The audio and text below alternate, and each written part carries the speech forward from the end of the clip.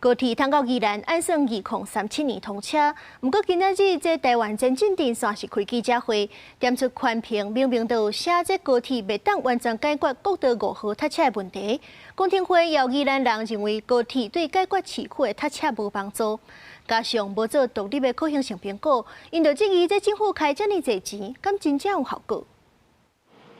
高鐵通宜蘭案是台灣重大交通建設，行政院17月23日協定通過，總經費3521.75億，打算在2017年通車。由這個小黨組成的台灣前進電線認為，計劃相關經費、交通效益甲規劃定數攏有疑慮。因拜三到行政院頭前開記者會，指出環評內底白紙黑字寫講，高鐵未當完全解決國道5號塞車的問題。宜蘭人嘛認為高鐵對市區塞車無幫助。這個小黨質疑政府開這濟錢，敢有真正的效益？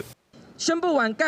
布要蓋之後呢，才回頭開始補功課，而且監察院調查發現，這個案子根本沒有自己的可行性評估，它的可行性評估呢是拿以前直鐵的報告來抄的。我花了3521億，平日的車只有少了3.1%，假日少6.8%，也就是說100台車裡面只有7台的減少的那個數量而已。連假我們都塞了30幾個小時的國5，蓋完高鐵之後一樣是這樣子塞。其實監察院在今年5月有針對高鐵通宜蘭案公布調查報告，指出這項計劃完全無做獨立的可行性研究，小黨批評高鐵案相關工作無做完整，因要求行政院公開協定函、計劃基田、經費等相關的資料，把計劃協定內容講清楚。那行政院這邊會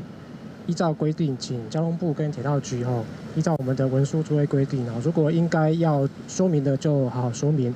那應該要讓各位民眾清楚的資料，我們也會公開出來。行政院是回應講會按照法規公開資料，賣出相關的部會趕緊說明，讓民眾了解計劃詳細內容。記者郭金宏、志剛台北報道。